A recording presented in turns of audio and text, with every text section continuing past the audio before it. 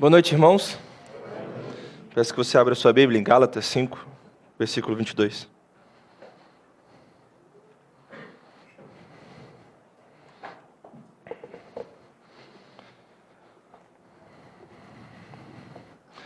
Gálatas 5, verso 22. Como a igreja sabe, nós estamos dando continuidade à nossa série sobre o fruto do Espírito. E o livro de Gálatas tem sido a base para falarmos desse assunto. Especificamente, falarei hoje sobre a alegria. Então, o título da pregação de hoje é: O fruto do Espírito é alegria.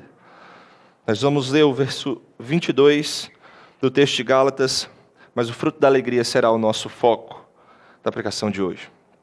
Gálatas 5, 22, diz assim a palavra do Senhor: Mas o fruto do Espírito é amor, alegria, paz, longanimidade, benignidade, bondade, fidelidade. Essa é a palavra do Senhor. Vamos orar mais uma vez. Pai, aqui está a tua palavra, que foi lida diante do teu povo. Nos ensina, Pai, com humildade e temor, que o teu Santo Espírito nos conduza à tua verdade, ao entendimento claro da tua verdade. No nome de Jesus. Amém. C.S. Lewis tem uma autobiografia intitulada Surpreendido pela Alegria. Foi esse o título que ele escolheu. É assim que ele resume a sua trajetória de fé. Ele, que por muito tempo foi um ateu, descreve a sua jornada nesse livro, nessa autobiografia, e ele diz assim: eu fui surpreendido. Eu fui pego de surpresa pela alegria. Pela alegria. É assim que ele resume a sua história. E você, como você resumiria? Será que você consideraria esse título para sua autobiografia? Surpreendido pela alegria? Ou você nunca consideraria descrever a sua trajetória assim? Por que eu estou falando isso? Porque alegria é o nosso tema de hoje, como já anunciamos aqui. Nós vamos aprender que a alegria ela é um fruto do Espírito Santo, que é resultado do ministério do Espírito Santo em nossos corações, mas ela é também algo que nós devemos praticar. Pelo poder de Deus, nós devemos ser alegres. Isso também faz parte do exercício da piedade cristã. Essa é a nossa pregação de hoje, é o nosso resumo. A alegria é um fruto do Espírito, resultado do ministério do Espírito em nossos corações, mas é algo também que nós devemos praticar. Pelo poder de Deus, pela graça dele, nós devemos ser alegres. E isso também faz parte do exercício da piedade cristã. É disso que tratará a pregação de hoje. Mas antes de entrar nos pontos da mensagem, eu quero te relembrar algumas coisas que já foram faladas aqui e que vão nos contextualizar. A primeira delas é que nós estamos no livro de Gálatas. Esse é o livro foco das nossas pregações da noite. Você precisa recordar o tema central de Gálatas. Paulo está escrevendo aqui sobre a justificação pela fé. Mais especificamente, ele está defendendo essa doutrina com as suas implicações teológicas e práticas para aquele povo. Então ele está explicando e aplicando essa doutrina, que é o cerne do Evangelho, aos cristãos da Galácia, aos crentes, os Gálatas naquela situação. E ele vai dizer que o Evangelho, que nos justifica pela fé, também ensina que os cristãos são livres. Eles não são livres para viverem de qualquer jeito, eles não são livres para fazer o que quiserem, mas eles são livres do pecado. Eles têm liberdade para não pecar, para caminhar em santidade diante do Senhor.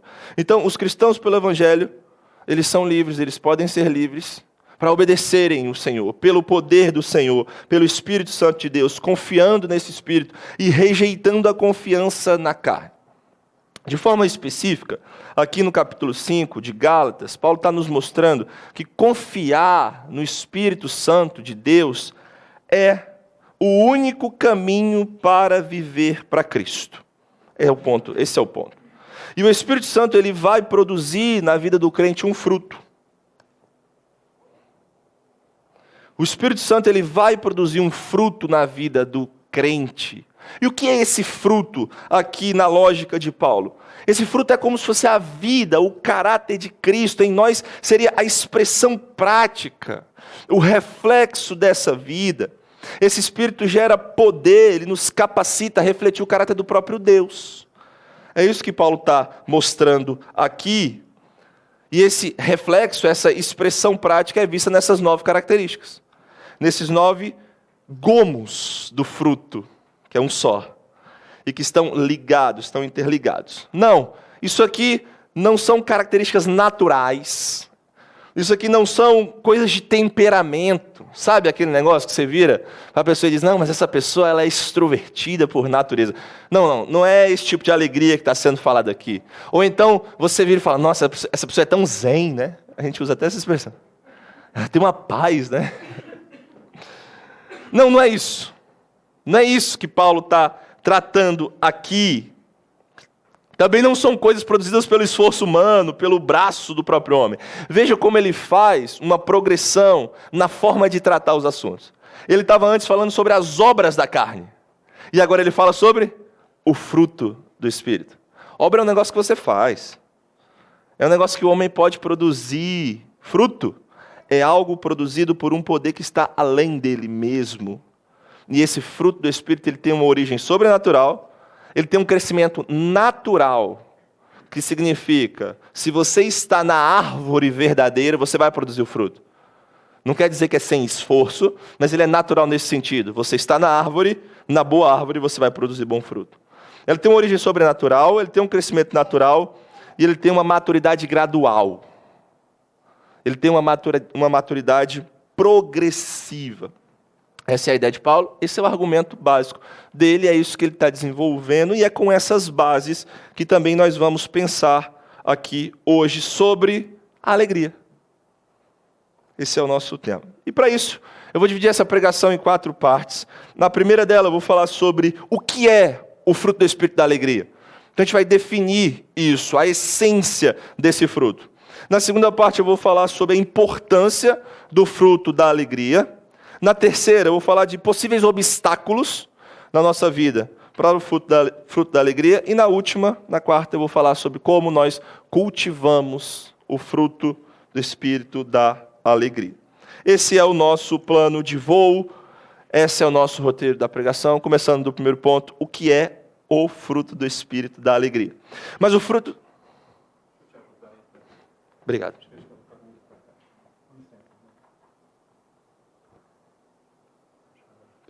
Que honra ser servido pelo pastor Mário. A minha alegria foi aumentada. Obrigado. O que é o fruto do Espírito da alegria?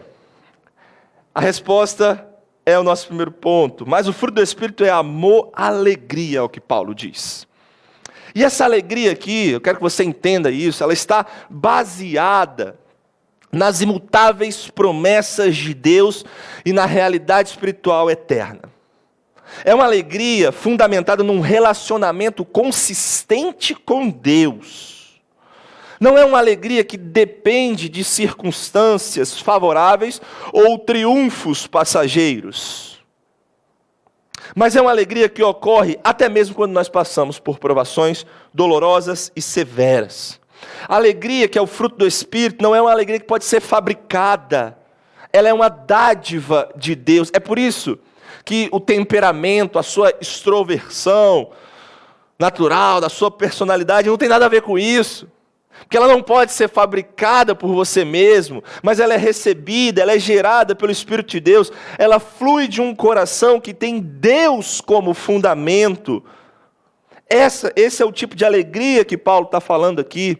É a alegria que Jesus disse aos discípulos em João 16, 22, assim: também agora vocês estão tristes, mas eu os verei outra vez, e o coração de vocês ficará cheio de alegria, e ninguém poderá tirar essa alegria de vocês.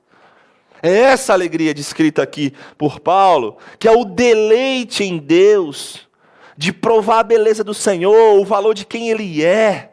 O oposto dessa alegria é desespero, é desesperança. A falsificação dessa alegria é o entusiasmo baseado na experiência das bênçãos, mas não no abençoador. E sim, não tem nenhum problema você se alegrar diante das bênçãos que Deus te dá. Mas a sua alegria não pode só estar firmada nas bênçãos que você recebe, mas tem de estar firmadas no abençoador. Porque em certos momentos, você vai passar por lutas, por dificuldades. Em certos momentos, isso vai acontecer. Se já não aconteceu, vai acontecer. Você vai passar por vales escuros.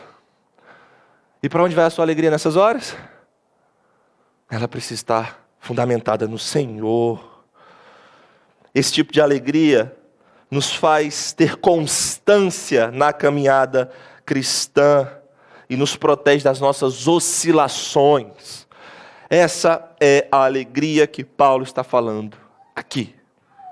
Essa é a essência da alegria que Paulo está colocando aqui para nós, que é o fruto do Espírito. E aqui a gente já tem duas aplicações. A primeira delas, se você é um crente em Cristo, você tem essa alegria. De novo, se você é um crente em Cristo, você tem essa alegria. Você pode não estar vivendo de forma coerente com essa alegria, você pode não estar plenamente consciente, plenamente se agarrado a todas as implicações e bênçãos dessa alegria, mas você tem à sua disposição essa alegria, porque o Espírito Santo habita em seu coração, se você é um filho do Senhor. E é o Espírito quem gera esse fruto, é obra dele em nós. Se você é um crente, você tem essa alegria. Você tem à sua disposição essa alegria. Você tem o fundamento dessa alegria. E você precisa viver de forma coerente com isso, abraçando as implicações desse fato. Essa é a primeira coisa. Segunda aplicação, o crescimento cristão ele é simétrico. O fruto verdadeiro sempre cresce em conjunto. O fruto é um só. E com isso eu quero dizer algo que foi ensinado, não foi pensado não por mim, mas foi o Jonathan Edwards que falou isso. Existe uma concatenação nas graças do cristianismo. O que ele quer dizer? Ele quer dizer que uma parte do fruto do Espírito não cresce sem que todas as outras partes também cresçam. Então, não é como se você fosse tonificado, cheio de alegria, né? E você fosse alguém indigno de confiança, não tem o amor sacrificial das Escrituras, não vive a paz das Escrituras, não consegue se dominar. Mas na alegria eu sou fortão. Não é isso. As graças do cristianismo, elas crescem em conjunto. Então, o crescimento cristão ele é simétrico. Por isso que não tem nada a ver esse fruto aqui com qualidades naturais, com temperamento, ou com, isso aqui eu sou bom, né? Isso aqui é tranquilo para mim, eu já sou uma pessoa divertida. Então a alegria é o meu forte. Ou você pode pensar, não, mas isso aqui eu não sou tão bom. Mas eu sou bom na paz, né? Eu não brigo com ninguém, então... Não é isso. Perceba, algumas pessoas parecem felizes e cheias de vida, têm alegria, têm facilidade para se conectar com pessoas, para conhecer novas pessoas, mas não são dignas de confiança, não conseguem preservar amizades, ou seja, elas não possuem fidelidade. Isso não é ter alegria de verdade. Isso é ser extrovertido pela sua natureza. O que Paulo está falando aqui não é isso. Algumas pessoas parecem imperturbáveis, tranquilas, aquela pessoa tranquila, parece um cordeirinho. Mas aí elas não são bondosas, elas não são amáveis. E essa então não é uma paz real. Talvez seja indiferença, cinismo, uma pessoa que está nem ligando, sabe? Vai lá, tá bom, deixa eu falar aí. O fruto do Espírito não é assim. O fruto do Espírito, ele te faz exercitar a alegria em amor. O fruto do Espírito, ele faz você exercitar a sua bondade em fidelidade. a sua paz com longanimidade, com domínio próprio, e por aí vai. Estão interconectados, estão concatenados. É assim porque é uma obra poderosa de Deus em nossas vidas. E Deus não quer você super desenvolvido em uma coisa e atrofiado em outra. Ele quer que você expresse o caráter de Cristo por completo. O fruto do Espírito é isso. A alegria que nós estamos examinando é isso. Se você é um crente em Cristo, você tem essa alegria. Você tem o fundamento dessa alegria. Você precisa viver essa alegria. Se você é um crente em Cristo, o seu crescimento também é simétrico. As graças do Evangelho devem crescer em conjunto. E em conjunto você expressar a glória de um Deus que gera fruto em nós. Essa é a ideia. O que é o fruto da alegria? Você já é capaz de responder, né? Guarda todas essas informações. Segunda parte, vamos avançar. A importância do fruto da alegria. É isso que eu vou falar nessa segunda parte. Eu quero te fazer uma pergunta. Você já parou para pensar na importância que Deus dá ao fruto da alegria? Já parou para pensar? Deixa eu ler para você Romanos 14, 17. Não precisa abrir, só escuta. Porque o reino de Deus não é comida nem bebida, mas justiça, paz e alegria no Espírito Santo. Deus se agrada disso. Isso quer dizer, o Senhor não se contenta em formar o seu reino só com justiça e paz. Nossa, isso é maravilhoso, tá? São dádivas do Senhor.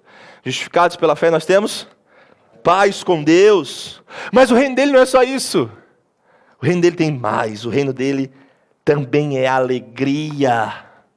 E o ponto aqui para nós é que sem a alegria do Espírito Santo em nossa vida, nós não podemos realmente agradar o Senhor. Ele quer que nós desfrutemos dessa alegria. Se o reino dele é isso, e se nós somos filhos do rei, ele quer que nós desfrutemos dessa plenitude em seu reino. Ele está buscando nos fazer avançar para esse alvo. Experimenta a justiça, experimenta a paz, mas experimenta também a alegria. Essa verdadeira alegria cristã, produzida pelo Espírito Santo, é importante e agradável a Deus. Ela é privilégio, ela é graça. O problema é que a gente está acostumado a pensar na alegria como um esforço do nosso braço, e não é. A alegria é um presente que nós recebemos do Senhor. É algo que o próprio Deus faz em nós. Nós precisamos tomar parte desse fruto. Ela é privilégio, é graça, mas também é um dever. Jesus quer que desfrutemos da alegria que Ele fez tudo para que nós desfrutemos da alegria. Ele nos buscou, Ele nos lavou, Ele nos salvou, Ele nos remiu, Ele nos deu um novo coração, Ele nos deu o seu Espírito, Ele está nos santificando, Ele está produzindo o fruto em nós, e um dia Ele vai nos glorificar. Mas também nós temos responsabilidade de expressar esse fruto aqui. Você não deve esperar as circunstâncias da sua vida para você exercer isso. Foi ordenado a nós, povo do Senhor, em comunidade. Foi ordenado à igreja. Estejam sempre alegres. 1 Tessalonicenses 5,16. Filipenses 4,4. Paulo fala, mas será que eles entenderam? Então deixa eu falar de forma mais clara. Alegrem-se sempre no Senhor. Outra vez digo, alegrem-se.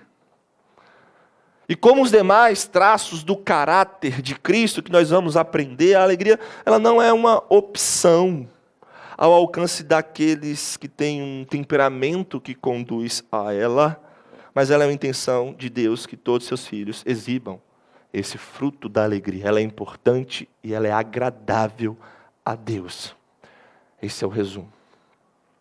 Três aplicações para nós. Primeira, Deus ordena emoções.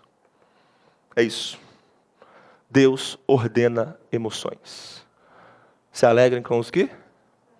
E chorem com os que? Deus ordena emoções. E elas também devem estar submetidas ao Senhor. A Escritura nos ensina que nós não somos vítimas dos nossos sentimentos. nós somos responsáveis por eles também. E a questão é, Jesus é o Senhor das suas emoções ou são as suas emoções que o comandam? Como você responde essa pergunta? O Senhor, Ele também quer exercer senhorio sobre as nossas emoções. O Senhor não se importa só com a sua vida espiritual, né, como dizem, né? Você separa, né? O Senhor está se importando com você por completo. E o senhorio de Cristo também precisa nos alcançar no nível das emoções. O Senhor também deve ser Senhor dessa área da nossa vida. Segunda aplicação desse ponto, fuja do ateísmo prático. É uma contradição o cristão ter um pai que é fonte de toda alegria verdadeira e ainda assim ser triste. É ateísmo prático porque ignora a Deus e os seus atributos, então nós devemos buscar crescer nisso continuamente. Lembra que eu falei que é dádiva, mas também é um exercício? É o exercício da piedade. Não é algo simples, não é algo facinho, não. Mas nós precisamos buscar crescer nisso continuamente. Terceira, desse ponto, a diferença de ser e estar. Nós precisamos entender a diferença de ser e estar. Nos momentos de dor e sofrimento, você pode estar chorando. Nos vales escuros da sua vida, você não vai estar alegre. Você vai estar sofrendo.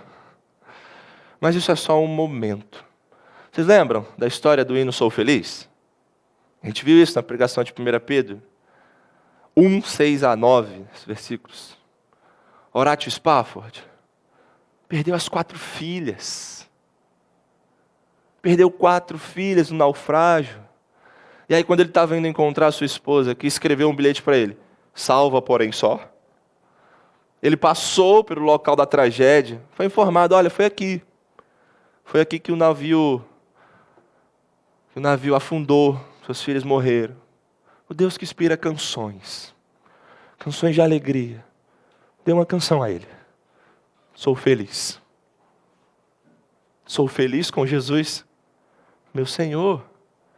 É óbvio que perder as filhas, ou qualquer familiar, passar pelos vales escuros dessa vida, não nos deixa feliz naquele momento. O cristão, ele não está aí, me dá o sofrimento, eu quero sofrer. Não. Mas a gente pode não estar feliz naquele momento, mas nós somos em Cristo. Entendam que a nossa rocha precisa ser algo mais estável do que nós mesmos, do que as circunstâncias que nos afligem. O que define um crente é a alegria. E até mesmo nos piores momentos, Deus concede consolo, paz, força e alegria. Não por um sentimento passageiro, mas por uma realidade permanente. Algo que só pode ser feito pelo Senhor. Até nessas horas. Nós somos chamados, empoderados pelo Espírito Santo de Deus a reagir biblicamente. Sim, nos entristecemos. Mas existe uma diferença de ser e estar. O que define você, irmão, é a sua identidade em Cristo. E é para isso nós precisamos voltar os nossos olhos até nos momentos de dificuldade. É claro que em várias situações da sua vida, até mesmo a sua condição de saúde, pode ser que você esteja passando por uma situação médica e você precisa cuidar disso. Isso pode estar sendo um obstáculo para a sua alegria.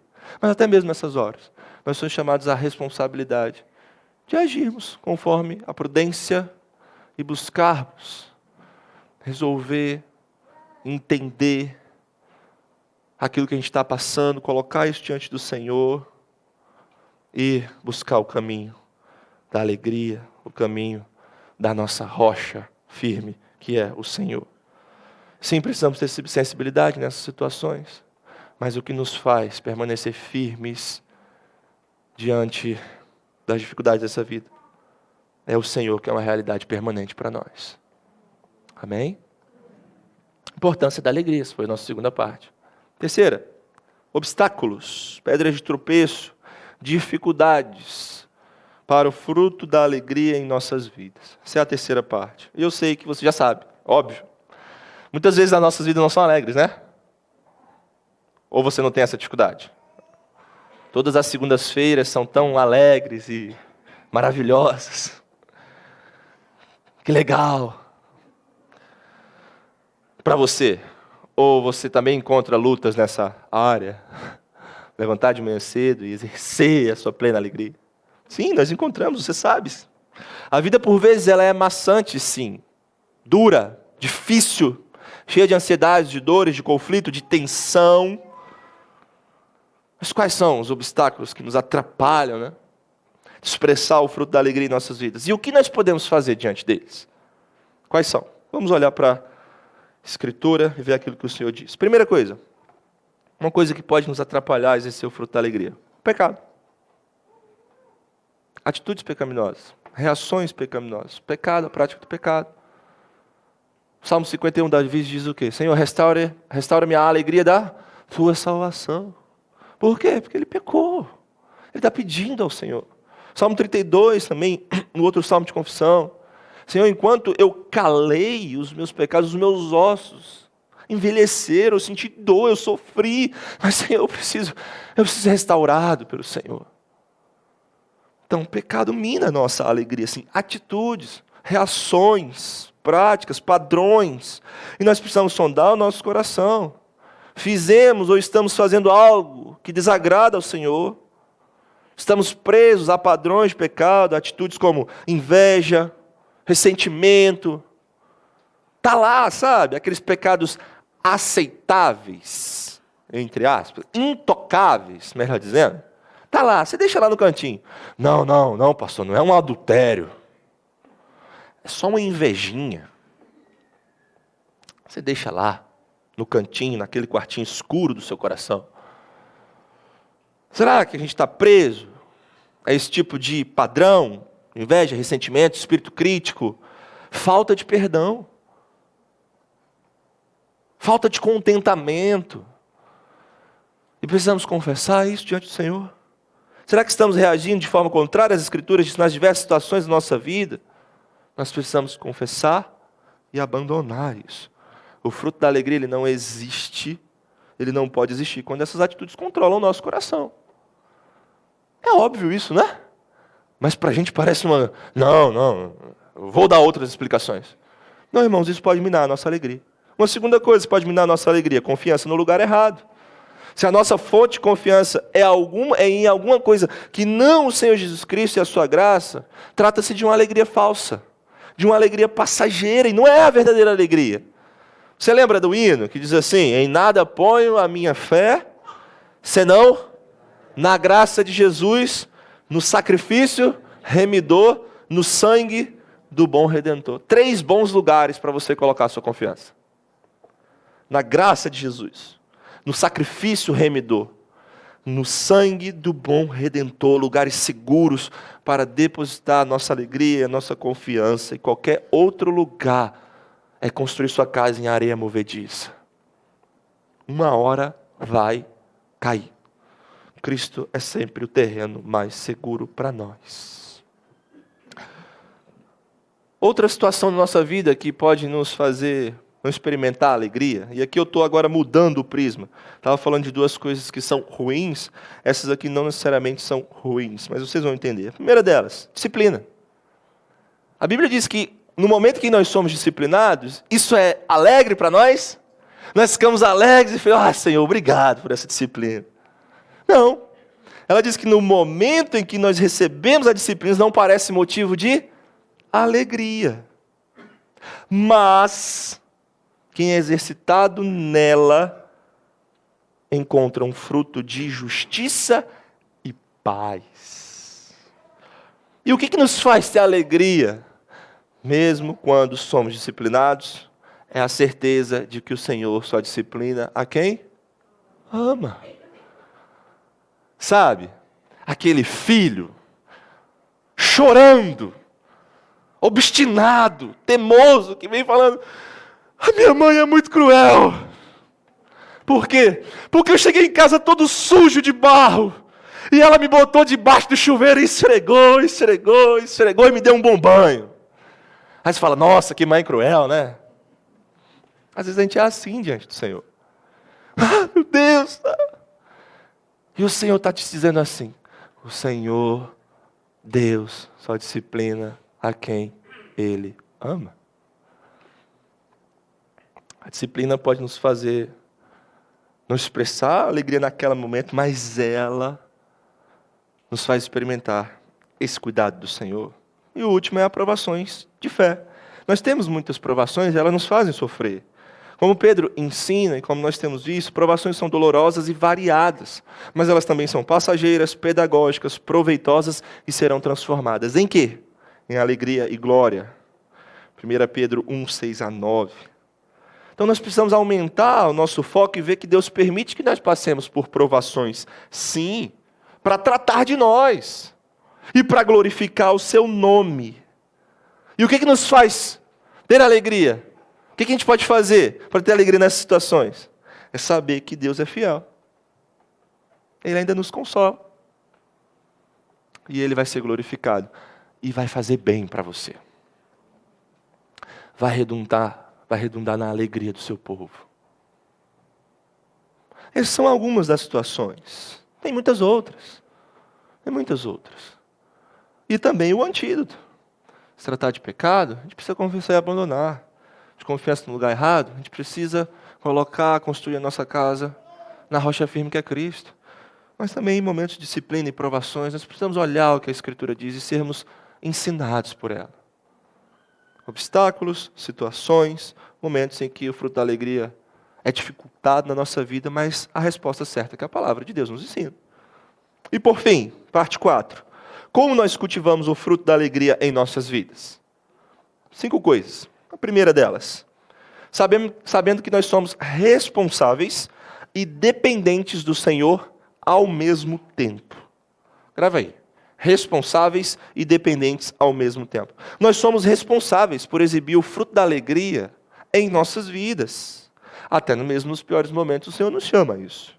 Mas também nós dependemos completamente do Espírito Santo quanto ao poder para fazer isso. Então, como você vive? Desse jeito. Em responsabilidade e dependência completa. A vida cristã é assim. E se você perder qualquer uma dessas coisas, você cai num buraco difícil. Se você vira e fala assim, não, você é responsável, você tem que fazer, você tem que ir lá, você pode aumentar ainda mais a dificuldade, a dor daquela pessoa. Né? Aquela pessoa sabe que é responsável, mas ela não está conseguindo. Mas você fala também, não, mas é o Espírito, é o Espírito que faz isso. E sim, é o Espírito que faz isso. Mas Ele também chama a gente para exercer e praticar isso. Então a gente precisa das duas coisas. Responsabilidade e dependência. Sim, nós somos responsáveis por isso, mas nós só conseguimos pela dependência completa do Espírito. Quem disse que você pode ir pelas suas próprias forças? Não! Nós somos ao mesmo tempo responsáveis e dependentes. Como cultivamos o fruto da alegria em nossas vidas? 2, lembrando e vivendo o nosso propósito. Lembre-se que o propósito de nos alegrarmos não é, em primeiro lugar, para que sintamos melhor emocionalmente. E sim, isso vai acontecer. Sim, isso vai acontecer. Mas o propósito primeiro da alegria é glorificar o Senhor. É demonstrar ao mundo que nós temos um Pai que cuida de nós. Um Pai que supre as nossas necessidades. 3, como cultivamos o fruto da alegria em nossas vidas? Se enraizando na palavra e sendo consolado por ela. O Espírito usa a palavra para gerar alegria em nosso coração. O Espírito usa a palavra. Deus nos enche de alegria quando nós nos enchemos de sua palavra. Da leitura individual, da leitura coletiva, da leitura como igreja também, da meditação das Escrituras, do orar as Escrituras, o Senhor nos consola e nos enche de alegria através da palavra dEle. Neemias 8. Depois você lê. Todo capítulo em casa. 2 ocasiões ali em que o povo teve grande alegria. A primeira delas, quando eles entenderam a Escritura. O que é descrito? E eles se alegraram. Por quê? Porque eles entenderam o que estava sendo lido na palavra de Deus. E a segunda? Eles se alegraram quando eles viram que eles estavam obedecendo. Quando eles viram que eles estavam fazendo certo. E é descrito assim, e aquele povo teve muito grande alegria. Alegria. O entendimento das Escrituras, o entender e o obedecer às Escrituras gera alegria em nós. Gera alegria em nós. Você sabe disso. Olha para a sua vida. Você vai ver. Você compreende a palavra de Deus. Quando você obedece à palavra de Deus, o Senhor gera fruto em nós. Isso nos ajuda também. Quarto, como cultivar a alegria em nossas vidas? Cultivando a gratidão. A gratidão é um exercício para o nosso coração se alegrar nas bênçãos do Senhor. Ela mantém o nosso coração firmado na realidade da graça de Cristo. Ações de graças. Nós precisamos disso. Quinto e último, tendo uma visão de longo alcance. Mantendo a realidade da consumação diante dos nossos olhos. A esperança da nossa eterna herança em Cristo. Da revelação final de sua glória. Irmãos, a história não acaba aqui. O túmulo não tem a palavra final sobre nós. Nós somos um povo de esperança, de alegria. O mundo se surpreende por isso. O túmulo não tem a palavra final. Existe uma eternidade ao lado de Cristo. E logo, logo vai chegar. Logo, logo vai chegar. O fruto do fruto. O fruto do fruto da alegria verdadeira agrada a Deus. É algo que agrada a Deus. É algo também que nos dá força espiritual. E lembre-se, quem é o Senhor da alegria? É o próprio Senhor Jesus Cristo. Ele é o Rei da alegria. Em troca da alegria que lhe estava proposta, Ele suportou a cruz e gerou filhos e filhas da alegria, lavados por seu sangue. Nós precisamos viver à luz dessas verdades. Ser alegre no poder do Espírito Santo, na dependência do Espírito Santo em nós, proclama ao mundo: nosso Senhor reina. Nós temos um Cristo que é por nós. A alegria é um fruto do Espírito Santo, resultado do ministério do Espírito Santo em nossos corações, mas também é algo que devemos praticar, pelo poder dele, pela dependência dele. Devemos ser alegres. Isso faz parte também do exercício da piedade cristã. Que o Senhor nos ensine todas essas verdades. Vamos orar.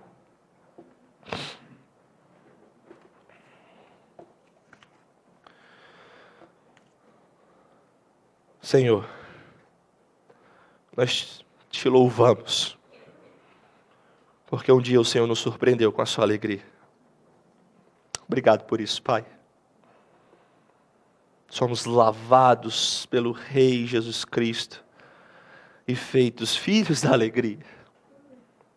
O Espírito Santo gera esse fruto em nossos corações. Nós recebemos com alegria e gratidão.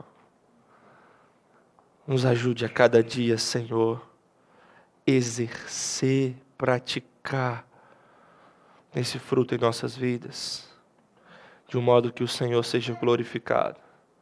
De modo que o mundo veja o nosso testemunho.